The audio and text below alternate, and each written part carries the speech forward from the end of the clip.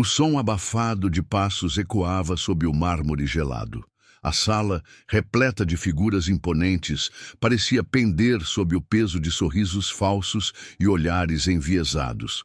Marco Aurélio, o imperador filósofo, caminhava entre aqueles homens que dias antes haviam jurado lealdade eterna, mas agora pelas costas murmuravam traições. A história pouco se lembra desses senadores menores, dessas vozes vazias, mas Marco, esse, permanece eterno. Porque enquanto eles buscavam validação através de intrigas e bajulações, ele buscava algo infinitamente mais raro, a aprovação da própria consciência. E é nesse silêncio ensurdecedor do desprezo que nasce a pergunta que guiará a nossa jornada de hoje. Por que ainda insistimos em buscar valor onde somos apenas tolerados? Quando depositamos nossa autoestima nas mãos de outros, tornamo-nos prisioneiros de um cárcere invisível. Os antigos estoicos, com sua sabedoria quase esquecida, chamavam essa prisão de a tirania da opinião pública. Para eles, o verdadeiro império era interno, um domínio inabalável onde nem louvores nem insultos tinham poder. Quantas vezes você já moldou suas palavras para ser aceito? Quantas vezes já escondeu seus sonhos com medo de julgamentos? Cada pequena concessão, embora pareça inocente, vai cimentando tijolo a tijolo uma cela emocional. E nesta cela, a chave nunca esteve nas mãos de quem te julga, mas sempre nas suas. Se a escravidão do olhar alheio é tão insidiosa, como então encontrar a libertação? Talvez ninguém tenha respondido a isso com mais força do que Epicteto, o escravo que, mesmo acorrentado, era mais livre do que seus mestres.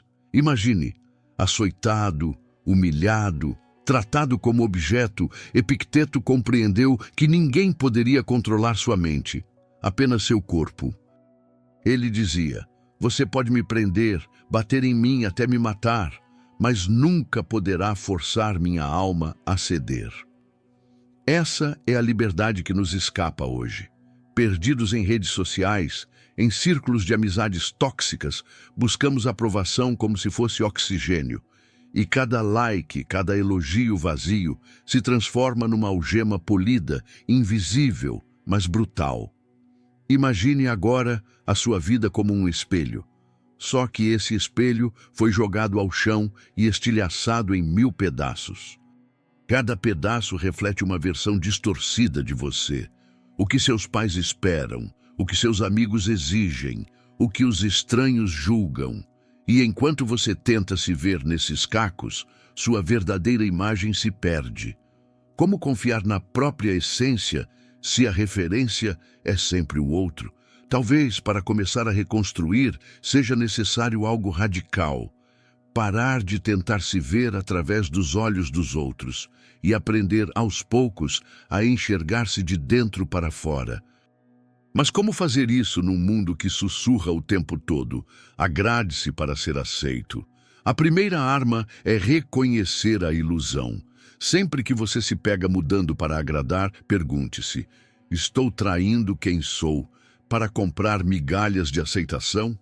Essa pergunta simples e brutal expõe a armadilha.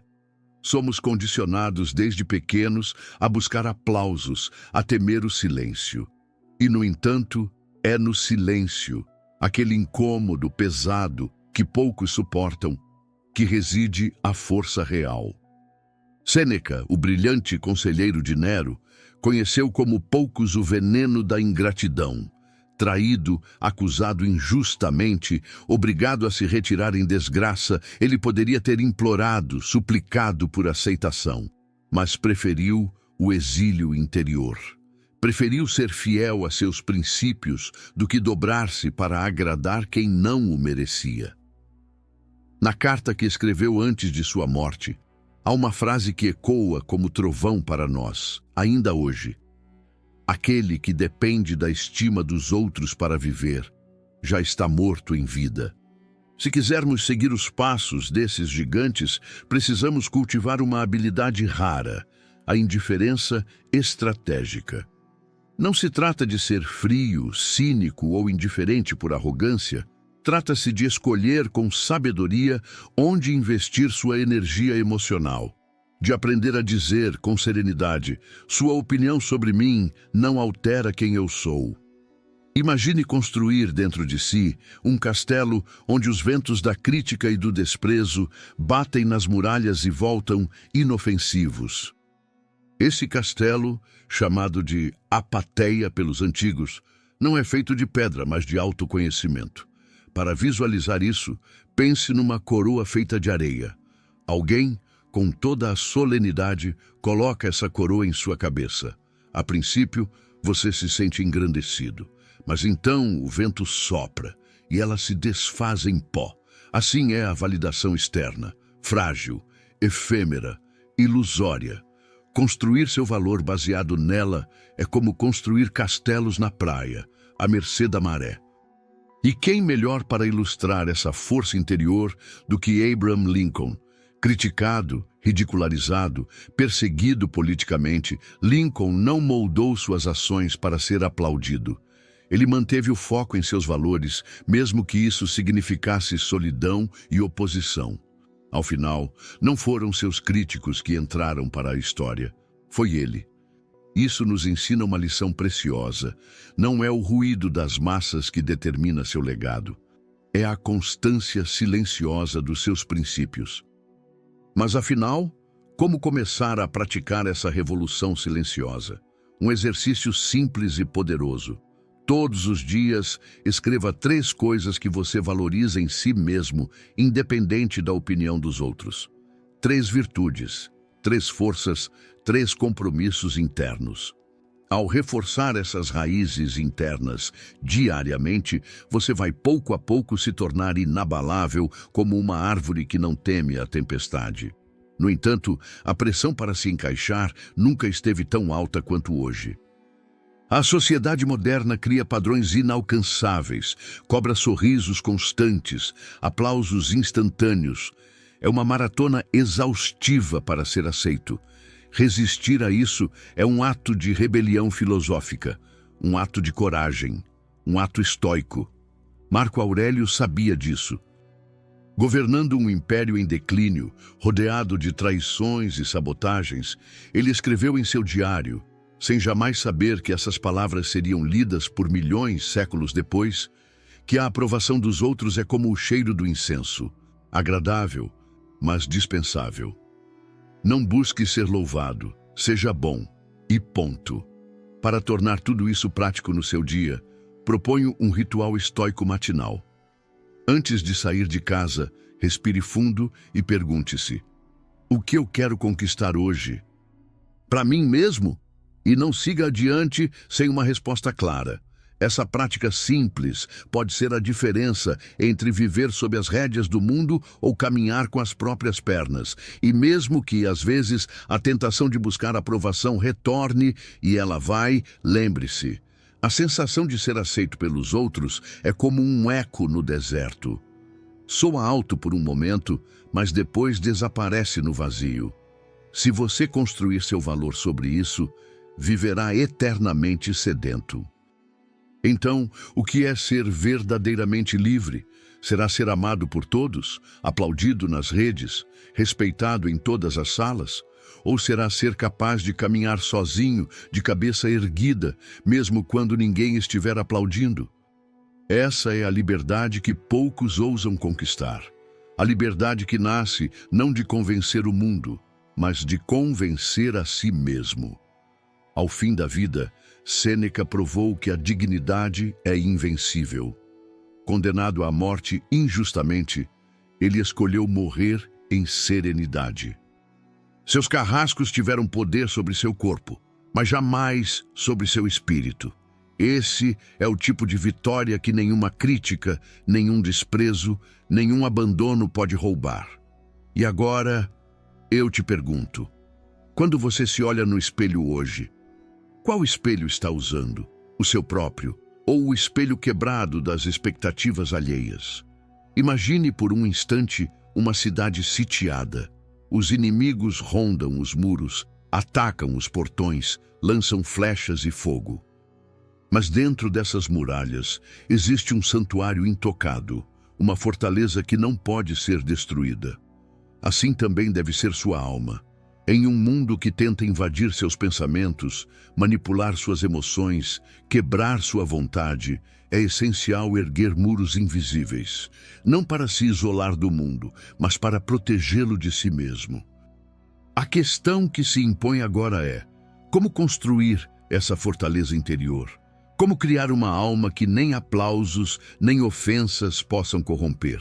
Começamos compreendendo um princípio fundamental dos estoicos. Você controla apenas suas ações e suas reações. Todo o resto, as opiniões, as críticas, as expectativas, o amor ou o desprezo dos outros, pertence à esfera do que não depende de você. Epicteto dizia: algumas coisas estão sob nosso controle, outras não. Esta frase, aparentemente simples, é um alicerce de poder. Imagine, ao parar de lutar contra o que você não pode mudar, toda a energia que seria desperdiçada em frustração é reinvestida em crescimento interior. É como redirecionar o curso de um rio, de um alagamento descontrolado para uma força que move moinhos e gera vida. Para isso, o primeiro passo é erigir a muralha do discernimento. Visualize essa muralha como composta por grandes pedras de sabedoria. Cada pedra representa uma verdade que você internalizou. A cada crítica recebida, pergunte-se: isso depende de mim? Se a resposta for não, e geralmente é, então, como um verdadeiro guardião da fortaleza, você simplesmente deixa que a crítica bata e volte. Nenhuma flecha atravessa uma muralha que não tem brechas. Nenhuma palavra machuca quem já decidiu que seu valor não está em leilão. Essa prática, no entanto, não é feita em um dia, nem em uma semana. Os estoicos nos ensinam que construir a fortaleza da alma é um trabalho diário, semelhante ao cultivo de uma árvore rara. Marco Aurélio escrevia para si mesmo todos os dias, como um jardineiro cuidadoso que examina suas plantas. Não escrevia para ser admirado. Escrevia para lembrar a si mesmo do que realmente importava. Talvez seja a hora de você também começar seu próprio diário estoico, registrar, a cada amanhecer, o que é essencial e o que é trivial, o que merece sua energia e o que deve ser solenemente ignorado. Uma prática poderosa é a antecipação negativa, que os estoicos chamavam de premeditatio malorum. Imagine-se pela manhã prevendo os obstáculos, críticas e decepções que podem ocorrer no dia. Não como um pessimista, mas como um estrategista sábio que reforça seus muros antes da tempestade. Se você já espera que o mundo seja imperfeito, quando o imperfeito acontece, você já está preparado. É como entrar em batalha vestindo uma armadura feita de aceitação e coragem. Mas atenção, essa fortaleza não é feita para endurecer seu coração ao ponto da amargura. Pelo contrário, a verdadeira fortaleza permite que você ame de maneira mais livre. Quando você não precisa da aprovação dos outros, seu amor deixa de ser uma moeda de troca e passa a ser uma dádiva genuína. Você ama, perdoa e oferece sem exigir retorno. Como Sêneca dizia, o sábio se basta a si mesmo, mas mesmo assim deseja amigos, não porque precise deles, mas porque sente o prazer de oferecer amor. Outro aspecto crucial é entender que sua fortaleza será constantemente testada. Em cada olhar de desdém, em cada palavra injusta, o mundo tentará encontrar uma brecha em seus muros. E é nessas horas que você deve se lembrar de que ser ferido é muitas vezes uma escolha. A ofensa atinge apenas quem decide carregar a ofensa para dentro de si. Imagine um soldado de armadura dourada. As flechas batem, deslizam, caem sem causar dano. Assim também deve ser sua alma, reluzente, protegida, livre. Grandes exemplos históricos nos mostram que essa fortaleza é real e acessível. Pense em Sócrates, acusado injustamente, condenado à morte por ensinar as pessoas a pensarem. Em sua defesa, ele poderia ter suplicado, manipulado, se vendido, mas preferiu manter sua integridade. Bebeu a cicuta sorrindo, porque sua alma já era invulnerável. Eles podiam tirar sua vida física, mas não podiam manchar seu espírito. Agora, visualize sua própria fortaleza. Veja suas muralhas, suas torres, seu pátio interno. Pergunte-se, onde ainda existem brechas? Em que momentos você ainda entrega sua paz ao inimigo? Em que situações você ainda permite que opiniões alheias ditem seu valor? Identificar essas fragilidades é o primeiro passo para reforçá-las. Cada vez que você resiste a uma provocação, cada vez que escolhe manter a calma diante da crítica, você assenta uma nova pedra em sua fortaleza. Lentamente, mas de forma implacável. Lembre-se também, a fortaleza não se constrói sozinho. Os antigos estoicos buscavam a companhia de outros sábios, amigos que os elevassem, não que os contaminassem com veneno emocional. Escolha seus aliados com sabedoria. Cercar-se de pessoas que compartilham valores de coragem, autonomia e verdade fortalece seus muros internos de maneira quase invisível, mas profunda. Por fim, compreender que a fortaleza da alma não é um destino, mas um caminho. Todos os dias você constrói, ajusta, reforça. Haverá dias em que pequenas rachaduras aparecerão, críticas que doerão, rejeições que ecoarão. Mas nesses dias, lembre-se, uma muralha não cai com um único golpe, e uma alma verdadeiramente livre nunca se rende a um julgamento injusto. E assim, passo a passo, pedra por pedra, você se torna o senhor absoluto do seu próprio império interior. Imagine uma fogueira acesa no meio da noite. Ela ilumina, aquece e acolhe, mas, se descontrolada, devora tudo em chamas incontroláveis. Assim são as emoções, fontes de energia vital que podem iluminar nosso caminho ou queimar nossa vida inteira. O grande desafio que nos é proposto, especialmente por aqueles que trilham o caminho estoico, não é extinguir o fogo, mas aprender a dominá-lo. A frieza não é virtude, a frieza é morte emocional. O verdadeiro sábio não é o que não sente, mas o que sente profundamente, sem se perder no turbilhão das paixões. Os antigos mestres sabiam disso. Epicteto, ao instruir seus discípulos, não dizia, não sinta, mas sim, não seja arrastado. Há uma diferença abissal entre sentir a dor de uma perda e ser consumido por ela, entre sentir a raiva de uma injustiça e se deixar dominar pela fúria. Dominar as emoções não significa construir um muro de pedra ao redor do coração. Significa tornar-se um condutor, como um habilidoso timoneiro que atravessa mares revoltos sem naufragar. O primeiro passo para esse domínio é o reconhecimento. Admitir para si mesmo que emoções intensas surgirão e que isso é natural. Não há vergonha em sentir medo, tristeza ou raiva. O erro está em permitir que essas emoções assumam o comando da mente e ditem suas ações. Marco Aurélio, mesmo sendo o homem mais poderoso do mundo, escrevia sobre suas batalhas internas. Não deixe que sua mente seja dominada por impulsos bestiais, pois então você será apenas mais um escravo do acaso. E como reconhecer quando estamos sendo arrastados? A resposta está no corpo. Respiração ofegante, músculos tensos, pensamentos acelerados. São sinais claros de que a mente racional está sendo sitiada pela emoção bruta. O segredo é não reprimir, mas observar. Como um cientista diante de um experimento, curioso, atento, mas não envolvido. Imagine-se como um sábio à beira do rio, observando a correnteza impetuosa da raiva ou da tristeza passar. Você a vê, você a sente, mas você não pula na água para ser levado. Outro ensinamento poderoso vem do conceito de ataraxia, a tranquilidade da alma.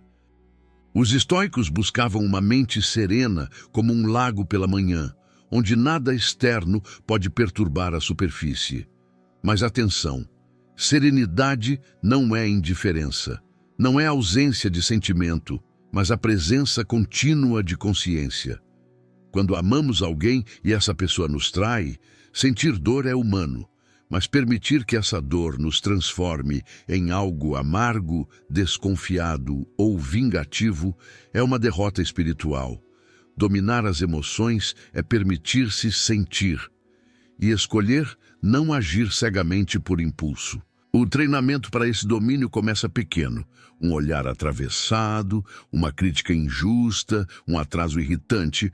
Cada uma dessas situações é um campo de treino para a alma. Em vez de reagir automaticamente, inspire profundamente. Conte até 3. Questione: o que um sábio faria agora? A prática repetida dessa pausa consciente fortalece o músculo da serenidade até que, nas grandes tempestades da vida, você esteja firme como uma rocha. Cícero, o grande orador romano, compreendia a força contida na palavra não dita, na reação que se retém, no impulso que se domestica. Para ele, o autocontrole era a essência da verdadeira eloquência. A maior vitória é vencer a si mesmo. Dominar as emoções é, portanto, a vitória mais nobre, porque é a única vitória que ninguém pode tirar de você. Entretanto, é preciso cuidado. Muitos, ao buscarem dominar suas emoções, caem na armadilha da insensibilidade. Se tornam duros, frios, mas a alma humana não foi feita para ser um deserto estéril, foi feita para ser um jardim cultivado. E o amor, a compaixão, a alegria genuína são as flores mais belas desse jardim. Não se trata de extinguir o sentir, mas de lapidar o sentir, como quem transforma uma pedra bruta em uma joia. Para isso, pratique a compaixão consigo mesmo. Aceite seus próprios momentos de fraqueza sem julgamento brutal. Quando falhar, e você falhará, como todos nós, não se açoite emocionalmente. Sêneca nos ensina que errar é humano, persistir no erro por orgulho, isso é loucura. Cada queda é uma lição. Cada fraqueza exposta é uma oportunidade de fortalecer ainda mais sua fortaleza interna. Lembre-se, dominar as emoções é como aprender a dançar com o fogo, perto o suficiente para sentir seu calor, mas nunca tão perto a ponto de se queimar. É encontrar o equilíbrio onde a razão e a emoção caminham de mãos dadas, sem que uma anule a outra. Quando você atinge esse estado, descobre uma liberdade tão imensa, tão inabalável, que nem a tragédia, nem o sucesso, nem o abandono, nem a glória conseguem tirá-la de você. E é nesse ponto que surge a pergunta inevitável: se dominar as emoções é possível, então, como podemos transformar nossas cicatrizes emocionais em forças ainda maiores? Imagine um vaso de porcelana caído no chão, quebrado em 1000 pedaços. Para muitos, aquilo seria apenas ruína, perda, fim.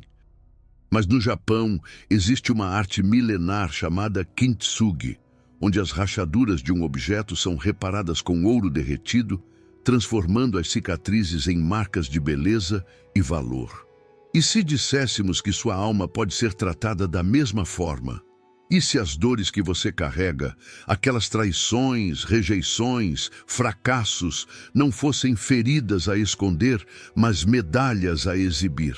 A transformação das cicatrizes emocionais em força inquebrantável é a jornada mais nobre que alguém pode trilhar. As cicatrizes emocionais são inevitáveis. Não importa quão cuidadoso você seja, quão boas sejam suas intenções. Viver é se expor ao risco da dor. Marco Aurélio, em sua solidão de imperador, refletia sobre isso ao escrever: aceite de bom grado o que o destino traz, pois ele é moldado pela mesma razão que você. Em outras palavras, não são os eventos que nos quebram, é nossa resistência a eles. Quando nos recusamos a aceitar a dor, ela nos corrói. Quando a abraçamos, ela nos lapida. Transformar uma cicatriz em força começa com a aceitação radical, não a aceitação passiva de quem se resigna a sofrer calado, mas a aceitação ativa, de olhar para a dor de frente, compreendê-la e integrá-la à própria história. Assim como os antigos guerreiros exibiam com orgulho as marcas de batalha, como provas da sua coragem, nós também devemos olhar para nossas feridas como testemunhos vivos de que sobrevivemos e mais, que crescemos. Essa transmutação exige que deixemos de perguntar "por que eu?" e passemos a perguntar "o que isso pode me ensinar?" Cada decepção pode ensinar resiliência, cada rejeição pode ensinar independência, cada humilhação pode ensinar humildade verdadeira. Mas apenas se tivermos olhos de sábio para enxergar além da dor imediata. A vida, nesse sentido, se torna uma grande escola, onde as cicatrizes são os diplomas mais valiosos. Pense em exemplos históricos. Pense em Nelson Mandela, que passou 27 anos em uma prisão minúscula, isolado, humilhado, tratado como sub-humano. Ele poderia ter saído dali como um homem quebrado, amargo, vingativo. Mas não. Mandela saiu como um gigante moral. Transformou suas cicatrizes em pontes, suas dores em alianças, sua raiva em compaixão. Sua alma, em vez de se destruir, se ampliou até tocar o mundo inteiro. O segredo dessa transformação está em uma decisão silenciosa e íntima. A decisão de não deixar que a dor seja um fim, mas sim um começo. Cada vez que uma ferida se abre em nós, ela também abre espaço para algo novo crescer. O sofrimento não precisa ser o túmulo da nossa força, pode ser o útero dela. Para praticar essa transformação no cotidiano, proponho um exercício estoico de visualização. Toda noite, antes de dormir, pense em um momento doloroso do seu dia ou da sua história. Reviva a emoção sem censura, mas em vez de se prender à sensação de injustiça ou revolta, pergunte: o que este momento pode fortalecer em mim? E depois, imagine a cicatriz dessa dor sendo preenchida com ouro, como no kintsugi. Veja a si mesmo não como alguém quebrado, mas como alguém embelezado pelas marcas da luta. E nunca se esqueça, as cicatrizes mais profundas carregam as lições mais poderosas. A dor da rejeição pode ensinar amor próprio. A dor da perda pode ensinar gratidão. A dor da traição pode ensinar discernimento. Se aceitarmos essa alquimia emocional, então cada sofrimento vivido se torna mais um tijolo na construção de uma alma verdadeiramente invencível. Entretanto, é fundamental compreender que carregar cicatrizes é diferente de carregar rancor. O rancor é uma prisão disfarçada. Ele nos mantém acorrentados aos que nos feriram. Libertar-se é aceitar a ferida, extrair dela a sabedoria e seguir leve, sem o peso do ódio. Como dizia Sêneca, perdoar é libertar um prisioneiro e descobrir que o prisioneiro era você. E assim, você se torna algo mais raro que o ouro. Alguém que não apenas sobrevive às tempestades da vida, mas que usa cada gota da tempestade para construir sua grandeza. Mas uma pergunta agora paira no ar, como um sussurro de vento nas muralhas da sua fortaleza recém-construída. Se as cicatrizes se tornam nossa força, como então proteger essa força recém-nascida contra as tentações silenciosas do mundo moderno, que a todo momento tentam nos afastar da nossa essência? Vivemos tempos em que tudo parece feito para distrair, anestesiar e desviar. A cada clique, a cada rolagem, a cada notificação que pisca na tela, somos arrancados um pouco mais de nós mesmos. É uma era de vitrines, todos expostos, todos buscando ser vistos, todos lutando pela atenção do outro, mas tão poucos verdadeiramente presentes para si. E é nesse cenário barulhento e vazio que surge o maior desafio para quem deseja construir uma alma forte: protegê-la da corrosão silenciosa da superficialidade. Imagine sua alma como uma tocha acesa no meio de uma ventania constante. Se você não a protege com as mãos em concha, se não a guarda com vigilância e ternura, o sopro incessante do mundo a apagará. Marco Aurélio, com toda a sua responsabilidade imperial e todas as tentações do poder absoluto, escrevia para si mesmo: mantenha-se simples, bom, puro, sério, desapegado e justo, reverente ao que é divino e benevolente para com os homens. Ele sabia. O perigo não vinha dos bárbaros às portas de Roma. O perigo maior vinha da distração interior, do esquecimento de quem se é. Proteger a alma começa por reconhecer que a superficialidade não é apenas uma característica do mundo exterior. Ela é uma ameaça constante dentro de nós. A necessidade de aprovação, o prazer fugaz da comparação, a sedução da vaidade. Tudo isso são fissuras nas muralhas da nossa fortaleza interior. A cada vez que buscamos aprovação desesperadamente, enfraquecemos nossa alma. A cada vez que escolhemos a aparência em vez da essência, perdemos um fragmento da nossa integridade. O primeiro movimento para proteger a alma é o cultivo consciente da profundidade. Isso exige desacelerar, respirar, refletir. Em um mundo onde todos gritam para serem ouvidos, o verdadeiro rebelde é aquele que escolhe o silêncio para ouvir a si mesmo. Não o silêncio vazio da apatia, mas o silêncio fértil da introspecção. Sêneca aconselhava reservar um tempo diário para estar sozinho, para examinar a própria consciência como quem limpa um espelho embaçado. Sem isso, a alma se torna opaca, confusa, vulnerável. Outro pilar dessa proteção é o discernimento. Escolher cuidadosamente com o que você se alimenta emocionalmente e mentalmente.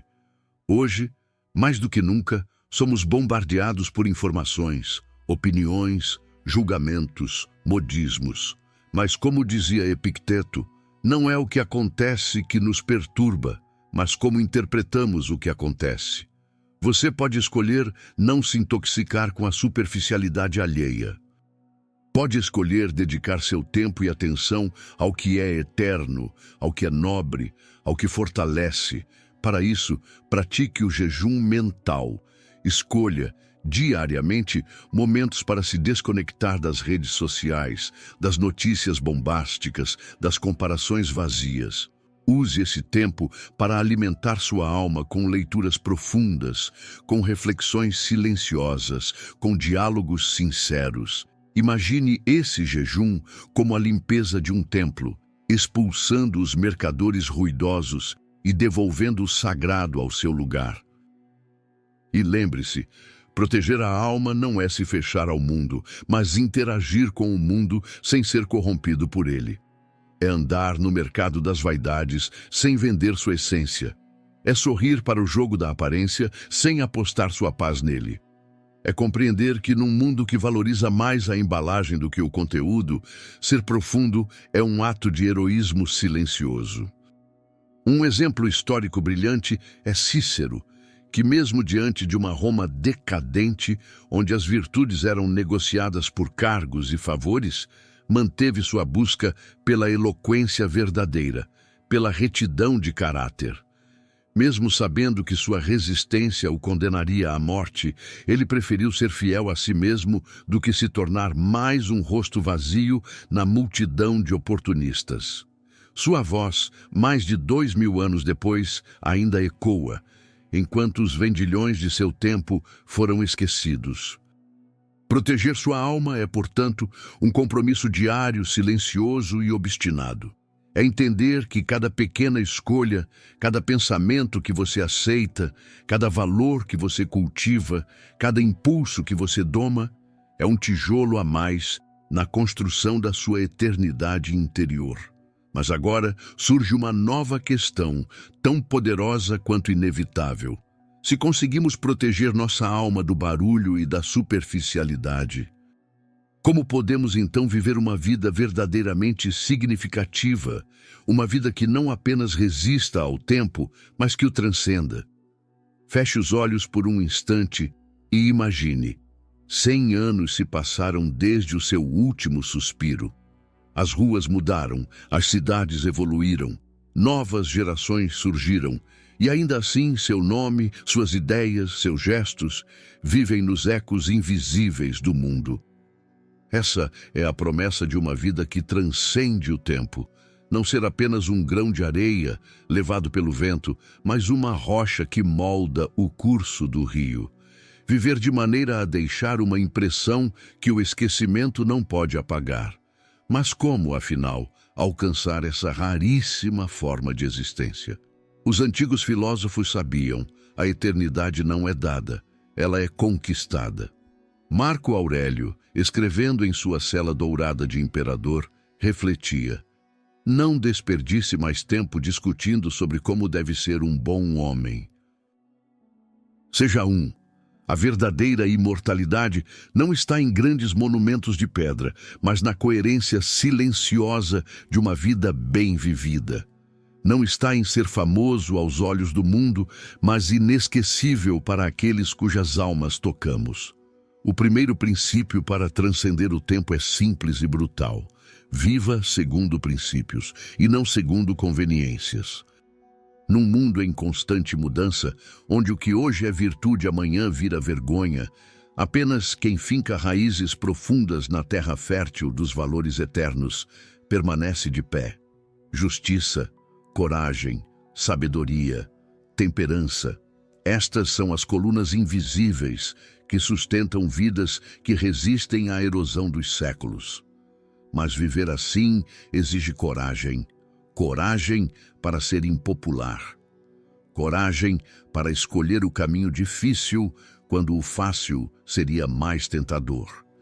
Coragem para agir corretamente mesmo quando ninguém está olhando, mesmo quando parece que ninguém se importa. Porque, como dizia Sêneca, a virtude é suficiente para ser feliz. Não precisa nem da glória, nem da multidão que aplaude. O segundo princípio é abraçar a ideia de serviço. A vida que transcende o tempo é aquela que se torna útil não apenas para si, mas para o mundo. Epicteto ensinava que cada ser humano é parte de um grande organismo vivo e que a função de cada um é contribuir para o todo. Pergunte a si mesmo, a cada manhã: de que maneira hoje posso tornar o mundo ao meu redor um pouco melhor? Um sorriso oferecido em meio à amargura, uma palavra de incentivo lançada na escuridão, um ato de justiça realizado sem esperar recompensa. Esses pequenos gestos ecoam mais longe do que qualquer conquista egoísta. E então vem o terceiro princípio: aceitar a morte não como fim, mas como coroação. Quem teme a morte vive encurvado, ansioso, limitado. Quem a aceita vive pleno, vibrante, sem acorrentar sua alma ao medo. Marco Aurélio não via a morte como uma inimiga, mas como uma mudança de estação, como o florescer inevitável de uma semente. E viver bem é preparar-se todos os dias para esse florescimento final, vivendo de tal forma que quando o último dia chegar, possamos dizer: não deixei nada por fazer. É fundamental também compreender que transcender o tempo não significa grandiosidade exterior, mas grandeza interior. Muitos dos nomes que mais impactaram a história, Sócrates, Epicteto, Sêneca, não possuíam poder militar, não governavam impérios, não controlavam riquezas vastas. O que possuíam era algo infinitamente mais raro: uma alma coerente, uma vida que era por si só um testemunho da sabedoria que professavam. Para isso, proponho que você inicie um novo ritual. Toda noite pergunte-se: hoje eu vivi de maneira que meu dia mereça ser lembrado? Se a resposta for não, não se torture, corrija o rumo amanhã. Se a resposta for sim, durma em paz, sabendo que pedra por pedra está construindo algo maior que sua própria existência. Exemplos como Abraham Lincoln, que uniu uma nação dividida, como Marco Aurélio, que governou em tempos de peste e guerra sem perder sua alma, como Epicteto, que mesmo escravizado, se tornou um dos maiores mestres da liberdade interior. Todos nos mostram que o tempo respeita e até reverencia aqueles que vivem com propósito e grandeza. E então surge uma nova e instigante provocação. Se conseguimos viver de forma a transcender o tempo, tocando almas que nem sequer conheceremos, como escolher diariamente ações que sejam dignas desse legado eterno?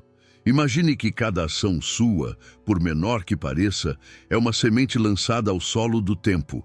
Algumas germinarão em grandes árvores que oferecerão sombra às gerações futuras. Outras se perderão ao vento, esquecidas. A pergunta que devemos carregar em nossos bolsos todos os dias, como quem carrega uma bússola em uma longa travessia, é simples e brutal. O que estou plantando hoje que mereça ser lembrado amanhã? Como escolher conscientemente atos diários que edifiquem não apenas minha vida, mas uma herança invisível que sobreviva à minha ausência? Os antigos sabiam. O caráter é formado em atos miúdos, repetidos na solidão, longe dos aplausos e testemunhas. Marco Aurélio nos lembra: a verdadeira grandeza está em ser grande nas pequenas coisas. Não são os grandes feitos isolados que moldam um legado. São as pequenas escolhas, feitas com virtude, acumuladas ao longo do tempo como gotas esculpindo a rocha. O primeiro passo para agir diariamente com propósito eterno é a consciência plena da brevidade da vida. Memento mori, lembre-se da morte, não como um fardo sombrio, mas como uma centelha que ilumina suas escolhas. Cada gesto, cada palavra, cada decisão é única, irrepetível. Você pode desperdiçá-la em vaidades e distrações, ou pode moldá-la em algo digno de ecoar além da sua existência física. Pergunte-se, diante de cada situação, se este fosse o último ato que realizasse, eu me orgulharia dele? Essa simples pergunta tem o poder de cortar as ilusões, expurgar as desculpas e realinhar sua vontade com seus valores mais altos. Não espere o amanhã para ser justo, para ser honesto, para ser corajoso. Cada hoje é o campo sagrado onde a eternidade é semeada. Um exemplo histórico que brilha como farol é o de Leonidas, o rei espartano, que, sabendo que enfrentaria uma morte certa nas Termópilas, escolheu a honra acima da sobrevivência. Cada passo, cada ordem, cada golpe seu foi dado com a consciência de que a posteridade poderia julgá-lo. E foi justamente essa escolha, no instante em que tudo parecia perdido, que imortalizou seu nome entre os heróis da humanidade. Outro segredo para construir um legado diário é agir para além do próprio umbigo. Pratique a generosidade silenciosa, não aquela que busca reconhecimento, mas a que se alimenta da alegria de servir. Como ensina Sêneca, nenhum benefício é completo se o benefício é lembrado. Quando você ajuda alguém sem esperar nada, sem desejar aplausos, sua ação se funde à eternidade, escapando da vaidade humana. Além disso, escolha a excelência no que você faz, mesmo nas tarefas mais simples. Os estoicos desprezavam o culto à mediocridade. Para eles, varrer o chão com dignidade e atenção era tão nobre quanto governar um império, porque a excelência não está na grandiosidade da tarefa, mas na grandeza de quem a executa. Escolha fazer o que precisa ser feito com alma, com presença, com amor. Adote também o hábito diário da gratidão. Não a gratidão superficial, mas a profunda, que reconhece a dádiva do simples fato de estar vivo e consciente. A gratidão afina a percepção para o que é verdadeiro, para o que tem valor real. Quem agradece pelo que tem, age com respeito pela vida. E quem respeita a vida constrói um legado de esperança e força para os que vêm depois. Por fim, lembre-se, As escolhas que hoje parecem invisíveis, como ouvir alguém com atenção, como resistir à tentação de mentir, como perdoar quem não merece, são os tijolos dourados do caminho que você deixará para trás. Não existe neutralidade. Ou você constrói, ou você destrói. E o tempo implacável e justo recolherá seus rastros para compor a memória que o mundo guardará de você. E agora, uma nova pergunta surge, inevitável como o nascer do sol. Se a vida é essa corrida silenciosa pela eternidade, como podemos lidar com o medo de errar e ainda assim agir com coragem todos os dias? Há uma sombra que assombra todos aqueles que desejam viver com grandeza: o medo de errar. Ele sussurra nos momentos de decisão, paralisa diante das oportunidades e constrói muralhas invisíveis entre nós e aquilo que poderíamos ser. O medo de errar é talvez o maior carrasco dos sonhos. Mas e se lhe disséssemos que, para os antigos estoicos, errar não era o verdadeiro inimigo? Que o único fracasso verdadeiro seria viver acorrentado pelo medo, sem nunca ousar? A coragem estoica não nasce da certeza da vitória, mas da aceitação serena do risco. Epicteto, em sua sabedoria moldada pela dor e pela servidão, nos lembra: não é o que acontece que perturba o homem, mas sua opinião sobre o que acontece. Errar, falhar, tropeçar, tudo isso são apenas eventos, neutros. O que dá poder destrutivo ao erro é o julgamento que colocamos sobre ele, o rótulo de fracasso imperdoável que aprendemos a temer. Na perspectiva estoica, errar é apenas uma informação, um degrau, não um abismo. Para lidar com o medo de errar, o primeiro passo é mudar sua relação com o erro. Pare de vê-lo como uma mancha em sua história. Comece a enxergá-lo como um mestre severo, mas justo. Os erros não são sinais de inadequação, são as ferramentas com que a vida nos esculpe. Cada vez que você erra e se levanta, é como se polisse mais uma camada da sua alma, revelando a essência mais pura que habita em você. Marco Aurélio, em suas meditações solitárias, anotava: quando se deparar com falhas, não se revolte. Pergunte a si mesmo: como posso responder a isso da melhor forma? Essa pergunta muda tudo. Em vez de se perder na vergonha ou na paralisia, você se concentra na ação. O foco deixa de ser a culpa e passa a ser o crescimento. E nesse movimento silencioso reside toda a força do estoico: agir, aprender, refinar, sem jamais abandonar a si mesmo. A coragem estoica é construída na aceitação da vulnerabilidade. Agir com coragem não é agir sem medo, é agir apesar do medo.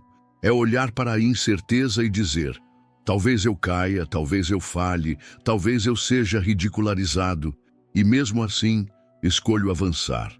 Porque a verdadeira tragédia não é cair, é nunca ter tentado caminhar. Para fortalecer essa coragem diariamente, proponho uma prática de exposição gradual. Escolha todos os dias fazer algo que tema por medo de errar. Pode ser pequeno, iniciar uma conversa difícil, expor uma ideia, tentar algo novo. A cada ato, você enfraquece a corrente invisível do medo e fortalece os músculos da ação consciente. Como uma espada sendo forjada a golpes de martelo, sua coragem se tornará cada vez mais afiada e resistente. Outro exercício poderoso é a antecipação racional. Imagine o pior cenário possível se você errar. Visualize as consequências objetivamente. Em 90% dos casos, você perceberá que o que teme não é mortal nem irreparável. A maioria dos erros, na realidade, traz embaraço temporário, não ruína eterna. Saber disso corta pela raiz o drama interno que paralisa tantos. E lembre-se, o erro, quando encarado com serenidade, ensina resiliência. Quando enfrentado com humildade, ensina sabedoria. E quando transformado em ação consciente, se torna a forja de uma vida invencível. A história dos grandes homens e mulheres é escrita com capítulos de fracassos, arrependimentos e reinvenções. E é exatamente isso que os torna dignos de serem lembrados. Assim, diante do medo de errar, repita para si mesmo como um juramento silencioso: não temo cair, temo não levantar. E cada vez que tropeçar, use o chão como impulso para se erguer ainda mais forte. E agora, uma nova questão se insinua nas dobras da mente. Se podemos agir com coragem diante dos erros, como podemos cultivar a verdadeira liberdade interior, a liberdade que nos torna donos não apenas das nossas ações, mas também dos nossos pensamentos e desejos? Feche os olhos e imagine um homem acorrentado, isolado, espancado, e ainda assim sorrindo serenamente, livre como o vento. Essa imagem, quase impossível aos olhos modernos, foi real em figuras como Epicteto, o escravo filósofo. Porque a verdadeira liberdade não se conquista quebrando grilhões de ferro, mas quebrando as correntes invisíveis do desejo desgovernado, do medo irracional, da dependência da aprovação externa. Cultivar a liberdade interior é a obra-prima da existência humana. A única revolução que, uma vez conquistada, ninguém jamais poderá revogar. A primeira pedra desse edifício sagrado é a consciência radical do que está sob seu controle e do que está além dele. Marco Aurélio nos ensina: aceite tudo o que lhe acontecer, pois tudo é tecido na trama da vida pela mesma mão que o teceu. Você não controla o que o mundo pensa de você, nem as circunstâncias que encontrará pelo caminho. Mas você sempre terá poder sobre suas atitudes, seus pensamentos e suas reações. E este domínio é o verdadeiro cetro dos reis estoicos. Entender isso muda tudo. Enquanto buscamos controlar o incontrolável, a opinião dos outros, o sucesso imediato, a ausência de sofrimento, somos escravos de fantasmas. Mas quando retiramos nossa energia dessas lutas inúteis e a reinvestimos no domínio de nós mesmos, começamos a experimentar uma liberdade tão intensa que nem a morte consegue apagá-la. Essa liberdade interior exige que vigiemos nossos desejos como um general vigia suas fronteiras. Desejos descontrolados são como traidores dentro das muralhas da alma. O desejo pela aprovação, pelo conforto fácil, pela fama passageira, todos esses são perigosas sementes de servidão. Sêneca advertia: se você quer ser livre, rejeite os desejos desnecessários. Não é a posse de bens que escraviza o homem, é a sede incontrolável por eles. Para cultivar essa liberdade, propomos um exercício brutalmente honesto. Liste, no silêncio da sua consciência, tudo aquilo que você acredita que precisa para ser feliz. Em seguida, questione cada item. Eu preciso disso. Ou fui ensinado a desejar isso? Você descobrirá que muitos dos seus desejos mais ardentes são apenas reflexos de expectativas alheias, não expressões da sua verdadeira natureza. A verdadeira liberdade é silenciosa. Não grita, não ostenta, não precisa provar nada. É um fogo interno que aquece sem devorar, que ilumina sem cegar. É a capacidade de sorrir em meio à tempestade, porque a paz já foi conquistada dentro, independentemente do caos de fora. Outro pilar essencial é a prática diária da autodisciplina. Não como uma cadeia imposta por um carcereiro interno, mas como um treinamento amoroso da vontade. Cada pequeno ato de disciplina, levantar na hora prometida, manter a palavra dada, resistir a um impulso destrutivo, é como um tijolo a mais na construção da fortaleza da liberdade interior. E mais, a liberdade verdadeira não é isolamento, é conexão sem dependência, é poder amar sem se perder no outro, é poder servir sem se escravizar. É poder liderar sem se envaidecer.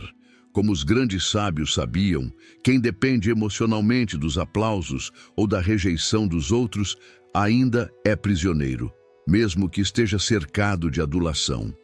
Pense em exemplos históricos como Sócrates, que diante da condenação injusta poderia ter fugido, poderia ter renegado seus princípios para salvar a própria pele.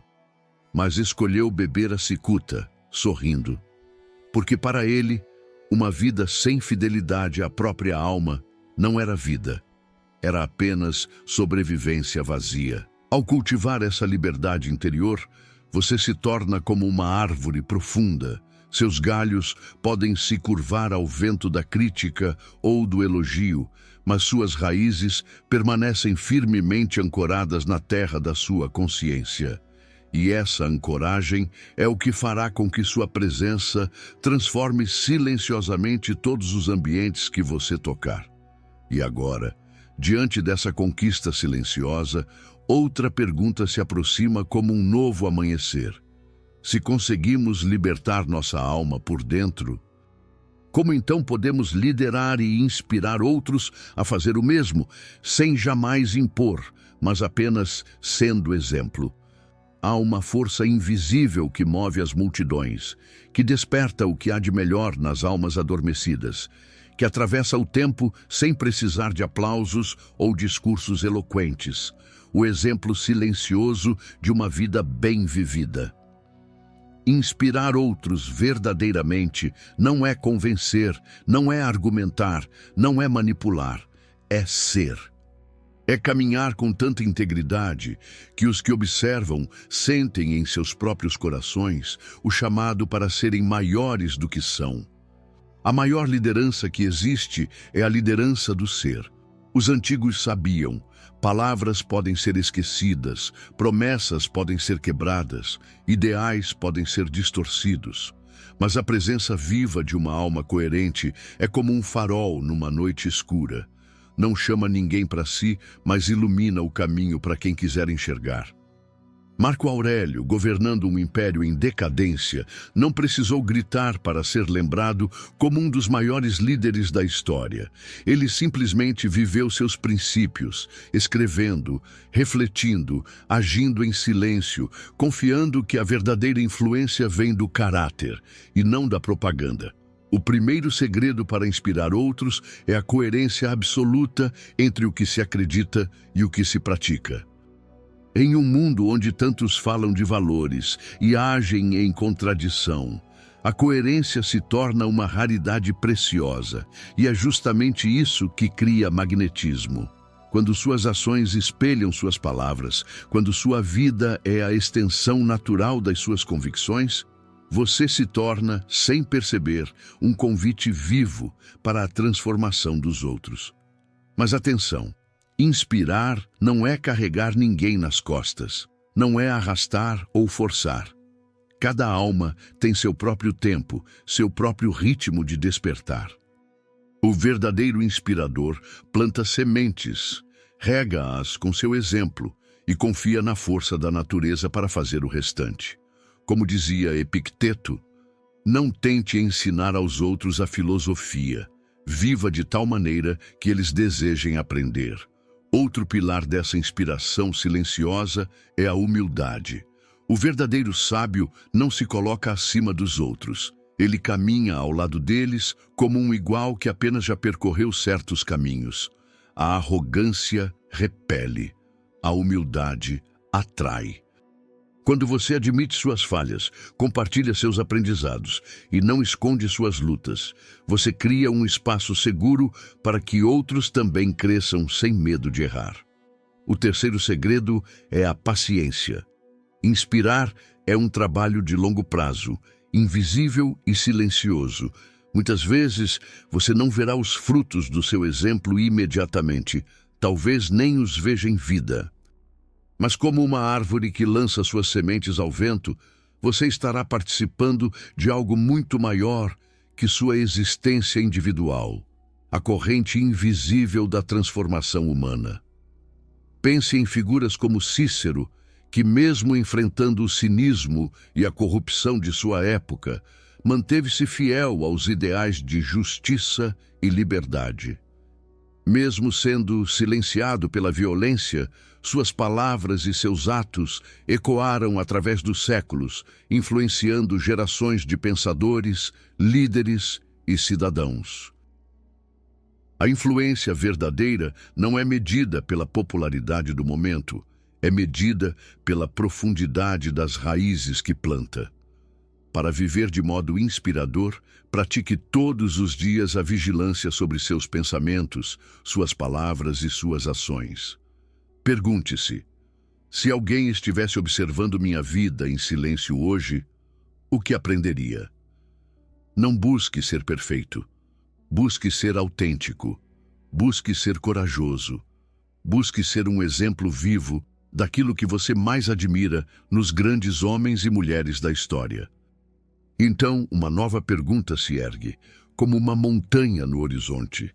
Se podemos inspirar pelo exemplo silencioso, como podemos também encontrar forças para nos reerguer quando falhamos e decepcionamos aqueles que olham para nós? Em algum momento da jornada, e isso é certo como o nascer do sol, falharemos. Não importa o quanto sejamos vigilantes, não importa o quanto nossos princípios sejam firmes. Em algum instante, vamos dizer a palavra errada, tomar a decisão equivocada, agir de forma que, ao olhar para trás, desejaremos poder voltar no tempo e refazer. A queda, nessa travessia da alma, não é exceção, é parte essencial do caminho. E é nesse momento sombrio, quando decepcionamos a nós mesmos e talvez aqueles que se inspiravam em nós, que o verdadeiro estoico se revela. Não no instante da glória, mas no instante da ruína. Os antigos sabiam que a grandeza não está na perfeição, mas na capacidade de se reerguer. Sêneca dizia: não é que o sábio nunca caia, é que ele se levanta mais forte após cada queda. O que diferencia o sábio do insensato não é a ausência de erros, mas a maneira como responde a eles. Enquanto o insensato se afoga em vergonha e desistência, o sábio transforma cada falha em uma escada para ascender ainda mais alto. O primeiro passo para se reerguer é enfrentar o erro com brutal honestidade. Sem máscaras, sem desculpas, sem rodeios. Reconheça a falha, olhe-a nos olhos, não minimize, não racionalize. Dizer a si mesmo, errei, é paradoxalmente um dos atos mais libertadores que existem, porque no reconhecimento sincero nasce a semente da transformação. Em seguida, é necessário praticar a autocompaixão sábia. Não aquela compaixão preguiçosa que justifica tudo, mas a compaixão corajosa que entende que errar é humano, mas permanecer caído é opcional. Marco Aurélio aconselhava a tratar a si mesmo como se fosse um amigo querido, corrigir com firmeza, mas sem crueldade. Quando caímos, merecemos uma mão forte para nos levantar, e muitas vezes essa mão precisa ser a nossa própria. Outro aspecto crucial é fazer as pazes com aqueles que decepcionamos sempre que possível. Não para lavar a culpa, mas para restaurar a verdade. Um pedido de desculpas sincero, uma ação que demonstre arrependimento real, uma postura humilde diante do dano causado. Essas atitudes não apenas ajudam a reparar laços quebrados, mas também curam a nossa própria alma. Entretanto, nem sempre seremos perdoados, nem sempre a reparação será aceita, e é aí que a resiliência estoica precisa brilhar mais forte. Entender que o arrependimento genuíno deve nascer da busca pela verdade interior, não da necessidade de ser absolvido pelos outros. Você deve perdoar a si mesmo, continuar o caminho e aceitar que a redenção externa nem sempre virá. A verdadeira redenção está em viver de maneira que o erro cometido jamais se repita. Praticamente, adote o ritual da reflexão noturna. Antes de dormir, revisite o seu dia como um general revisa a batalha, sem ilusões, sem autopiedade.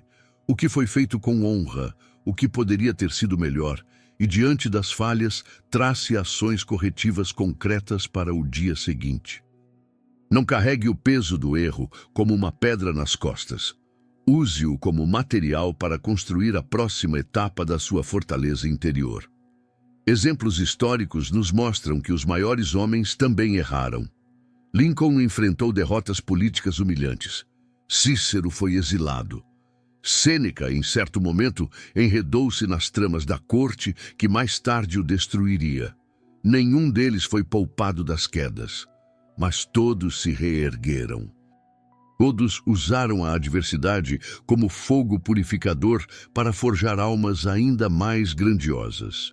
E assim, compreendemos que decepcionar-se não é o fim da jornada. É, na verdade, uma oportunidade rara. A chance de recomeçar melhor, mais lúcido, mais livre do orgulho que só a experiência da queda pode derrubar. Cada erro aceito, cada lição aprendida, cada reerguimento consciente nos aproxima daquilo que os antigos chamavam de areté, a excelência da alma. E diante dessa nova visão, surge uma pergunta inevitável, sutil e poderosa. Se podemos aprender até mesmo com nossas quedas, como podemos então cultivar diariamente uma mente invencível que permaneça calma e forte em qualquer circunstância? Em tempos de bonança, qualquer mente parece forte, mas é nas tormentas, nos golpes inesperados, nas perdas irreparáveis que a verdadeira força interior é revelada. A mente invencível não é aquela que nunca sente dor, é aquela que sente profundamente e ainda assim permanece firme, que chora, que sangra, que se entristece, mas que, como uma montanha cercada pela tempestade, jamais se dobra. Construir essa mente é a arte suprema dos sábios, e para os estoicos é mais do que um ideal, é uma obrigação. Marco Aurélio, enfrentando guerras, traições, epidemias, nunca pediu uma vida mais fácil. Em vez disso, pedia uma mente capaz de suportar tudo com dignidade. Ele escrevia a si mesmo: que eu não peça que os acontecimentos me sejam favoráveis, mas sim que tenha força para enfrentá-los. A grandeza estoica nasce dessa inversão de perspectiva. A vida não precisa ser mais gentil, você é que deve ser mais forte. O primeiro fundamento para cultivar uma mente invencível é a aceitação ativa da realidade. Não lutar contra o que é imutável. Não desperdiçar energia lamentando o inevitável. A aceitação não é resignação, é inteligência. É ver o mundo como ele é, e não como gostaríamos que fosse. É abraçar a vida, com todas as suas dores e glórias, como um aliado no processo de lapidação da alma. Essa aceitação precisa ser acompanhada de um treinamento diário da percepção. Como dizia Epicteto, não são as coisas que nos perturbam, mas as opiniões que temos sobre elas. Quando algo doloroso acontece, a reação automática é tingir o acontecimento com julgamentos. Isso é horrível, isso é injusto, eu não merecia. A mente invencível questiona esses rótulos. Pergunta: o que é isso objetivamente? O que posso aprender aqui? Assim, transforma a dor em sabedoria, a perda em oportunidade de expansão. Outro pilar é a preparação mental para as adversidades, o exercício que os estoicos chamavam de premeditatio malorum. Visualizar conscientemente as dificuldades antes que elas ocorram, não para viver ansioso, mas para se fortalecer. Quem se prepara para a perda, para a traição, para a doença, para a morte, quando elas vêm e virão, já as recebe não como vítimas, mas como guerreiros preparados para o combate. A prática da resiliência começa nos pequenos testes diários. Um atraso inesperado, uma crítica injusta, uma perda menor. Cada pequeno desconforto é um campo de treino para a mente. Se você aprender a permanecer sereno nesses momentos, estará treinando sua alma para suportar com nobreza as grandes tempestades. E nunca devemos esquecer, a mente invencível não é fria nem insensível. Ela sente tudo, mas escolhe como responder. É como um comandante que sente o medo percorrer suas tropas antes da batalha, mas que inspira todos a avançar, mesmo assim. A mente invencível não se ilude, sabe que haverá dor. Mas sabe também que a dor não é um monstro incontrolável, é um mestre silencioso, uma etapa da evolução. Exemplos históricos são faróis para esse caminho. Pense em Viktor Frankl, que sobreviveu aos horrores dos campos de concentração nazistas. Em meio ao sofrimento indescritível, ele descobriu que, mesmo quando tudo é tirado de um homem, ainda resta a liberdade última, a liberdade de escolher sua atitude. Essa liberdade é a semente da mente invencível. E para consolidar essa construção diária, proponho um ritual estoico matinal. Ao despertar, repita para si mesmo: hoje encontrarei a ingratidão, a mentira, a inveja, a crueldade. Nada disso me atingirá, porque sei que a natureza humana é assim, e escolho permanecer íntegro. Esse pequeno ato de preparação, feito com sinceridade, arma sua mente para resistir sem endurecer, para sentir sem desmoronar. Assim, com paciência, disciplina e coragem, a mente se torna como uma muralha inquebrantável diante dos ventos da adversidade. Uma fortaleza luminosa que não nega o sofrimento, mas que o transcende com dignidade serena. E agora, ao tocar essas alturas silenciosas da alma, uma última pergunta se impõe, como o brilho de uma estrela solitária no céu da noite. Se somos capazes de construir essa mente invencível, qual é, então, o propósito final dessa jornada de fortalecimento interior? Atravessamos desertos, escalamos montanhas internas, enfrentamos tempestades invisíveis e moldamos nossa mente como o ferreiro molda o ferro incandescente. E agora, diante desse trabalho silencioso e árduo, surge a pergunta mais profunda de todas: para quê? Para que suportar tanta dor com dignidade? Para que lapidar-se dia após dia, noite após noite, como um escultor que nunca se dá por satisfeito? Qual é, afinal, o verdadeiro propósito do fortalecimento da alma? Os antigos sábios, em sua simplicidade sublime, responderiam: o propósito é ser digno da existência. Não no sentido egoísta de conquistar troféus e aplausos, mas no sentido supremo de honrar o privilégio de estar vivo, de tornar-se um com a razão universal que permeia tudo, de viver de tal modo que a própria vida, em toda sua fragilidade e brevidade, seja elevada a uma obra de arte silenciosa. Marco Aurélio, isolado no frio das campanhas militares, escrevia a si mesmo: o que te impede de agir segundo a razão? Nada. Então, haja segundo a razão e cumpre teu papel no grande drama da vida.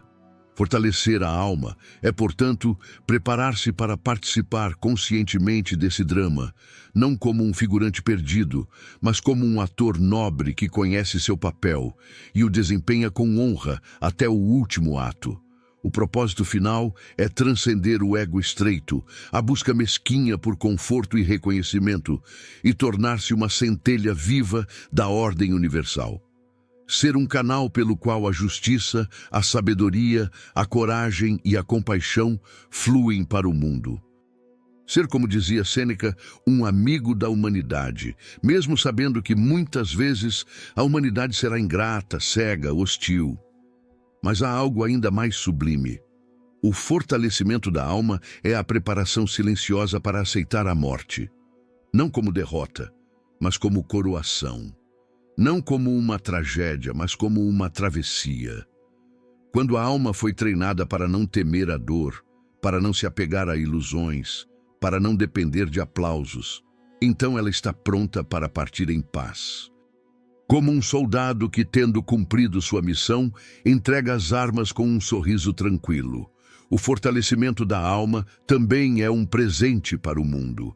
Cada alma que se torna mais forte, mais lúcida, mais livre, torna o mundo inteiro um pouco mais luminoso. Talvez você nunca saiba quantas vidas tocou com seu exemplo silencioso.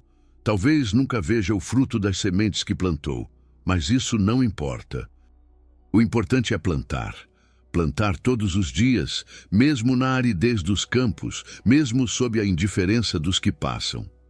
O propósito é viver de maneira que, no momento derradeiro, você possa dizer a si mesmo, sem arrependimentos: eu fui fiel àquilo que era mais elevado em mim. Nada mais, nada menos. Para alcançar isso, proponho uma prática final.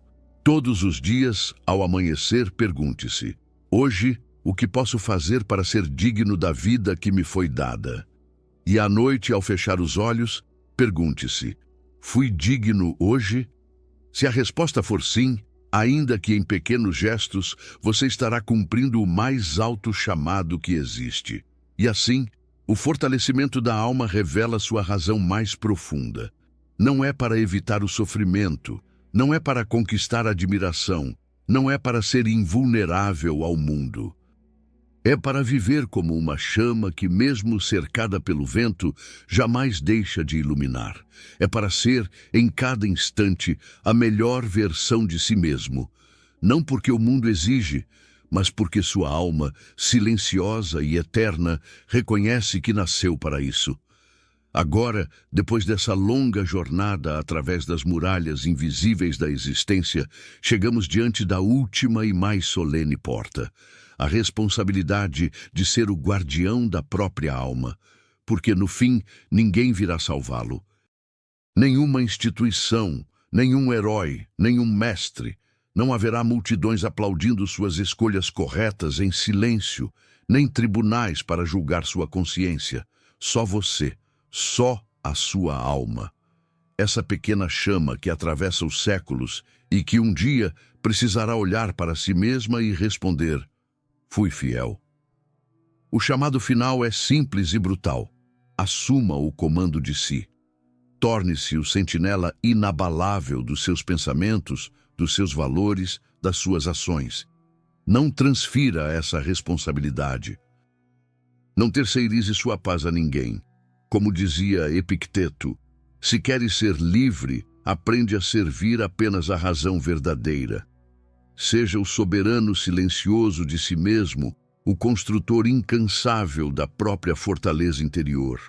Ser guardião da própria alma é resistir às forças corrosivas que nos assediam todos os dias: o medo, a inveja, a vaidade, o desespero. É proteger a chama da dignidade mesmo em noites de tempestade. É decidir, a cada amanhecer, que você não viverá por acaso, nem será apenas uma folha levada pelo vento das circunstâncias. Você será raiz, você será rocha, você será luz. Ser guardião da própria alma é saber que haverá quedas e ainda assim não desistir. É compreender que haverá dias em que a vontade fraquejará, em que a tentação do conforto fácil parecerá irresistível, em que a solidão parecerá insuportável. E mesmo nesses dias, mesmo nesses abismos, escolher levantar-se. Escolher uma vez mais dizer sim à sua melhor versão. Esse chamado exige coragem, porque não é fácil viver para a eternidade em um mundo feito de modismos passageiros. Não é fácil cultivar virtudes eternas em meio à pressa, à superficialidade, à mediocridade gritante. Não é fácil, mas é necessário. E mais ainda, é sagrado. Tornar-se o guardião da própria alma é o ato mais revolucionário que um ser humano pode cometer. Porque um homem ou uma mulher que governa a si mesmo com sabedoria e compaixão transforma o mundo ao seu redor sem precisar de discursos ou batalhas. Sua vida silenciosa torna-se uma ponte, uma tocha, uma esperança viva para os que ainda caminham nas sombras. Então, hoje, diante deste chamado, pergunto a você: você está pronto para aceitar essa missão? Está disposto a proteger, lapidar e honrar a chama que arde dentro de você, mesmo quando ninguém estiver olhando? Está preparado para viver não pela aprovação externa, mas pela aprovação silenciosa da sua própria consciência? Se sua alma respondeu sim, mesmo que com um fio de voz, mesmo que trêmulo, então saiba, você já começou, já está na travessia. E cada passo que der a partir daqui, mesmo entre tropeços e quedas, será um passo em direção a algo que o tempo, a morte e o esquecimento jamais poderão apagar. Você, e somente você, é o guardião da sua própria alma. Proteja-a, honre-a e faça dela uma luz que nunca se apaga. Se você chegou até aqui, saiba que faz parte de uma pequena e valiosa irmandade, a daqueles que não fogem da verdade, que não têm medo de olhar para dentro, que escolhem todos os dias ser melhores do que foram ontem. Se essa jornada ressoou com você, se alguma palavra acendeu uma faísca na sua alma, eu te convido a deixar sua marca. Curta este vídeo, para que a mensagem alcance mais almas sedentas por significado. Comente aqui embaixo, diga qual reflexão mais tocou você ou simplesmente escreva: eu escolho ser o guardião da minha alma. E se ainda não fez isso, inscreva-se no canal e ative as notificações, porque esta é apenas uma das muitas jornadas que ainda vamos trilhar juntos. Sua interação é o que mantém viva esta chama. Vamos juntos construir uma fortaleza de almas fortes, livres e invencíveis. Espero você na próxima travessia.